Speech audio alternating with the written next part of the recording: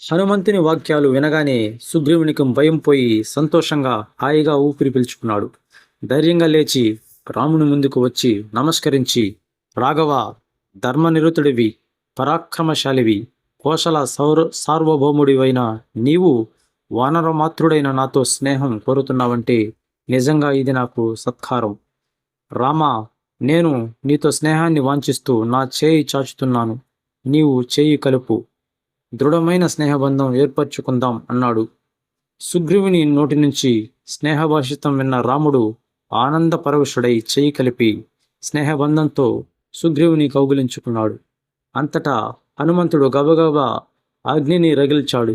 ఇద్దరూ అగ్నికి ప్రదక్షిణం చేసి అగ్ని సాక్షిగా స్నేహితులయ్యారు. ఇద్దరి మనస్సులు ఆనందంతో పరవళ్లు తొక్కుతున్నాయి. అంతటా రామ, ఈ క్షణం నుంచి మనిద్దరం మిత్రులం. ఇక నుంచి దుఃఖమైన సుఖమైన ఇద్దరిది ఒకటే. రామా, మా అన్నగారు వాలి నన్ను మోసగించాడు, నా భార్యను అపహరించాడు. అతడికి భయపడి ఈ గిరిదుర్గం ఆశ్రయించాను. ఓ మహాభాగా, వాలి నుంచి నాకు అభయం ప్రసాదించు అని ప్రార్థించాడు సుగ్రీవుడు. రాముడు చిరునవ్వులు చిందిస్తూ, కపిరాజా, నీ భార్యను అపహరించిన ఆ వాలిని సంహరిస్తాను. నీ భార్యని నీ దరిచేరుస్తాను. సూర్యచంద్రుల సాక్షిగా నేను నీకు మాటిస్తున్నాను. వాలి సంహారం తథ్యం అని ప్రకటించాడు గంభీరంగా. రాముడి మాటలకు కృతజ్ఞుడైన సుగ్రీవుడు, రఘురామ, సీతను వెతికి తీసుకువస్తాను. పాతాళంలో ఉన్న మరెక్కడ ఉన్నా నీ భార్యను వెతికి తీసుకొచ్చి నీకు సమర్పిస్తాను. నీ శత్రువును సంహరించడానికి కూడా నేను సహాయం చేస్తాను. రామ, ఒకనాడు నేను చూసినది నీకు చెబుతున్నాను. అలనాడు ఆకాశ మార్గంలో రాక్షసునిచే అపహరించబడుతూ ఆ రామ, ఆ లక్ష్మణ అని దగ్గర స్వరంతో విలపిస్తూ కనిపించిన ఆ శ్రీమూర్తి తప్పకుండా సీతాదేవియే అయ్యుంటుంది. నేను నా నలుగురు మంత్రులు గిరి శిఖరం మీద ఉన్నాం. మమ్మల్ని చూసి ఆభరణాలు ఉత్తరీయానికి మూటగట్టి విడిచింది. వాటిని మేము భద్రంగా దాచి ఉంచాం. గుర్తుపడుదువు గాని అంటూ గుహలో ప్రవేశించి ఆభరణాల మూటను తెచ్చి రాముని ముందు ఉంచాడు. ఆ వస్త్రాన్ని, ఆ మూటను చూడగానే రాముడు కన్నీరు కాలువలు కట్టింది. ఆ ఆభరణాలు మూటను ఆ సీత అంటూ గుండెలకు అదుముకొని సౌమిత్రి వైపు లక్ష్మణ, ఇవిగో చూశావా, వైదేహి ఉత్తరీయం, భూషణాలు గుర్తుపట్టగలవా అన్నాడు గద్గద స్వరంతో. లక్ష్మణుడు కూడా కన్నీరు కారుస్తూ, అన్నయ్య, మా వదిన గారి ఆభరణాలు నేను ఎరుగను. కానీ రోజు పాదాభివందనం చేసేటప్పుడు చూసేవాణ్ణి గనుక ఆమె పాదానుపురాలు మాత్రమే నేను ఎరుగుదను అని చెప్పాడు. సుగ్రీవుడు గద్గద స్వరంతో, రామా, పాపాత్ముడైన రాక్షసుని ఆవాసం, వాని కులం, పరాక్రమం అన్నీ తప్పకుండా తెలుసుకుంటాను. మైథిలిని నీకు తిరిగి అప్పగించేందుకు సర్వయత్నమూ చేస్తాను. భార్యాపహరణ వల్ల కలిగే దుఃఖం నేను ఎరుగదను. మహాత్ముడవు, ధైర్యవంతుడవు అయినా నీవిలా దుఃఖించడం తగదు. రామభద్ర, ధైర్యం పుంజుకో, శోకాన్ని విడిచిపెట్టు అని హితవు పలికాడు. సుగ్రీవుని ఓదార్పుతో రాఘవుడు తేరుకుని అతన్ని గట్టిగా కౌగిలించుకుని, సుగ్రీవా, నీ ఓదార్పుతో నేను మళ్ళీ మామూలు మనిషినయ్యాను. ఇక చెప్పు, నీ అన్న వాలికి నీకు మధ్య శత్రుత్వం ఎందుకు ఏర్పడింది అన్నాడు రాముడు. సుగ్రీవుడు తన కథని ఇలా వివరించాడు. వాలి మా తండ్రికి జ్యేష్ఠుడు. తండ్రి గారి తదనంతరం జ్యేష్ఠుడు కదా అని కపి సామ్రాజ్యానికి అతన్ని అధిపతిని చేశాం. రాజ్యాన్ని అతడు పాలిస్తుంటే నేనొక మృత్యునిలా సేవలందించాను. ఒకరోజు అర్ధరాత్రి సమయంలో మాయావి అనే రాక్షసుడు మా నగరానికి వచ్చి వాలిని యుద్ధానికి ఆహ్వానించాడు. ఆ కేకలకు నిద్రలేచిన వాలి క్రోధంతో సరాసరి యుద్ధానికి బయలుదేరాడు. నేను వెంట నడిచాను. మా ఇద్దరిని చూడడంతోనే మాయావి వెనుదిరిగి పరుగు పెట్టాడు. మేము వెంబడించాం. వాడు ఒక మహాబిలంలో ప్రవేశించాడు. వాలి కూడా ప్రవేశించాడు. నేను వస్తానంటే సశామెరా ఒప్పుకోలేదు. వాణ్ణి చంపి వస్తాను అందాక ఈ బిలద్వారం దగ్గరే నిలబడు అన్నాడు. సంవత్సరం గడిచిపోయింది. ఎవరూ బయటకు రాలేదు. ఏమైందో తెలియలేదు. మరికొన్ని నెలలకు ఆ బిలద్వారం నుంచి నురుగులు కక్కుతూ నెత్తురు బయటకు ప్రవహించింది. భీకరంగా మూలుగుతున్న మా అన్నగారి గొంతు వినిపించింది. ఈ సంకేతాలను బట్టి వాళ్ళు చనిపోయాడని భావించి ఒక కొండ శిఖరాన్ని దొర్లించి ఆ వెలుద్వారం మూసేశాను.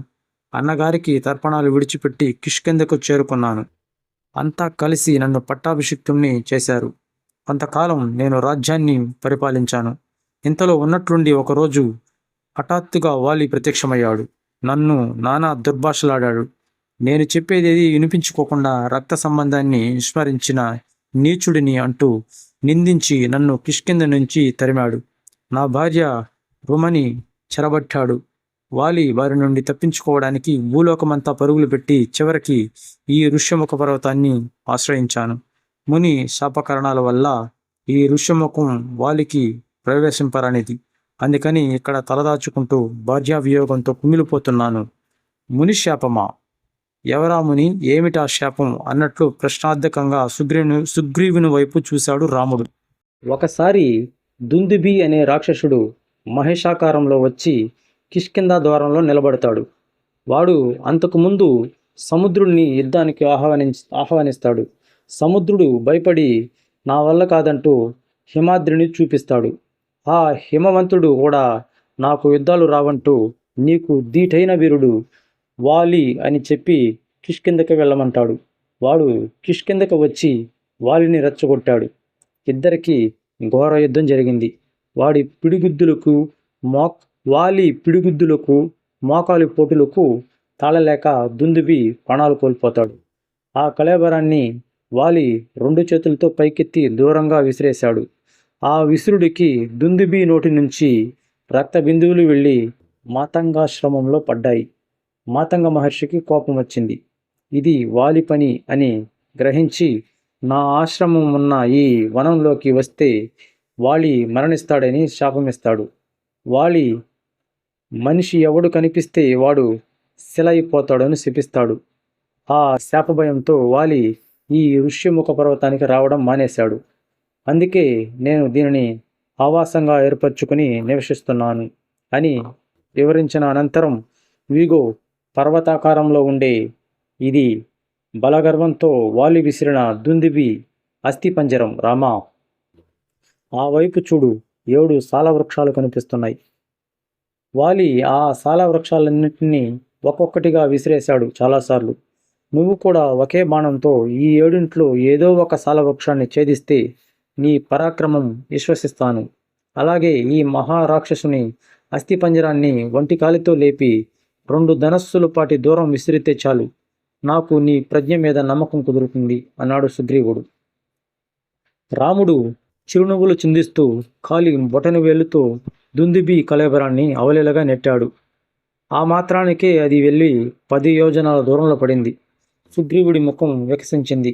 అంతలో రాముడు ధనస్సుకు బాణం సంధించి సాలవృక్షాలకి గురిచూసి విడిచిపెట్టాడు. రెప్పపాట్లో 7 సాలాలు నేలకు ఒరిగిపోయాయి. సుగ్రీవుడు ఆశ్చర్యచకితుడయ్యాడు.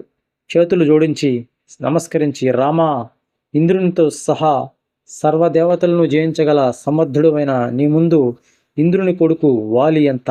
ఒకే ఒక బాణంతో 7 సాలవృక్షాలను కూల్చేశావు.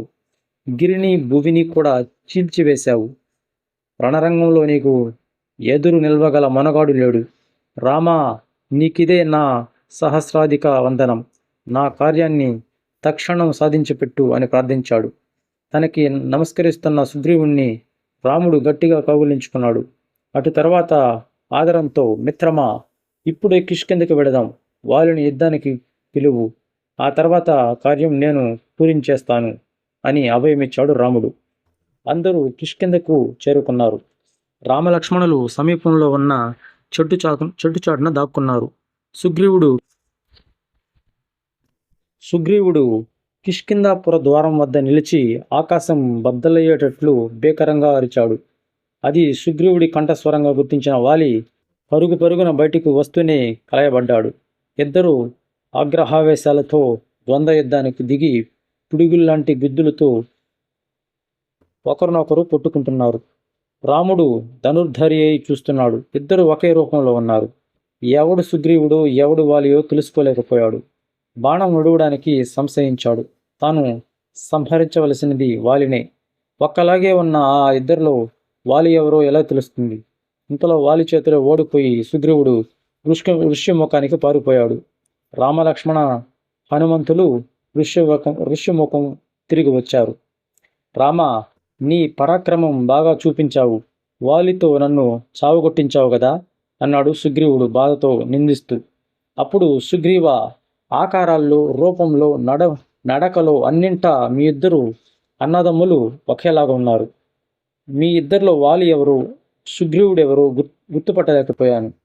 పొరపాటున నా బాణం నీకే తగిలితే అభయం ఇచ్చి ప్రాణాలు తీసిన మహాపాపం నన్ను చుట్టుకోదు. అందుకని మరోసారి యుద్ధానికి వెళ్ళు. ఈసారి నిన్ను గుర్తించడానికి వీలుగా ఒక ప్రత్యేక చిహ్నం ధరించి వెళ్ళు. లక్ష్మణ, ఈ పూలతీగని తెంచి అతని మెడలో హారంగా వెయ్యి అన్నాడు రాముడు. లక్ష్మణుడు పుష్పలతను తెచ్చి సుగ్రీవుని మెడలో మాలికగా వేశాడు. మళ్ళీ అందరూ కిష్కిందకు బయలుదేరారు. సుగ్రీవుడు కిష్కింద ద్వారం ఎదుట నిలిచి రెట్టించిన ఉత్సాహంతో భీకరంగా అరిచాడు. వాలి, భాతృద్రోహి, రారా బయటికి అన్న సుగ్రీవుడి పులికేక వినిపించింది. అంతే, తన అంతఃపురంలో తన భార్య తారతో తన విజయానందాన్ని పంచుకుంటున్న వాలి చివాలన లేచి, ఓరి సుగ్రీవా, ఇప్పుడే నా చేతిలో తన్నులు తిని పారిపోయిన వాడివి ఇంతలోనే తిరిగొచ్చి నన్ను కవిస్తున్నావా? ఈసారి నిన్ను ప్రాణాలతో వదలనురా దూర్తుడా అంటూ ఆవేశంతో బయటికి పరిగెత్తబోయాడు. అతడి భార్య తార చప్పున అతడి చేయి పట్టుకుని వారిస్తూ, ఆగునాదా, తొందరపడకు. ఒకసారి నీ చేతిలో ఓడిపోయి మళ్ళీ అంతలోనే తిరిగొచ్చి నిన్ను యుద్ధానికి ఆహ్వానిస్తున్నాడంటే నాకేదో అనుమానంగా ఉంది. సుగ్రీవుడు నిస్సహాయుడులా ఒంటరిగా వచ్చాడనుకోకు. అతడికి అండగా ఎవరో ఉన్నారన్న ధైర్యంతోటే అలా వెళ్ళినవాడు ఇలా వచ్చి నిన్ను కవిస్తున్నాడు అని చెప్పింది. వాలి అహంకరిస్తూ, ఆ అర్భకుడికి మరొకడి సాయమా? ఎవడుకుంది అంతటి ధైర్యం అన్నాడు.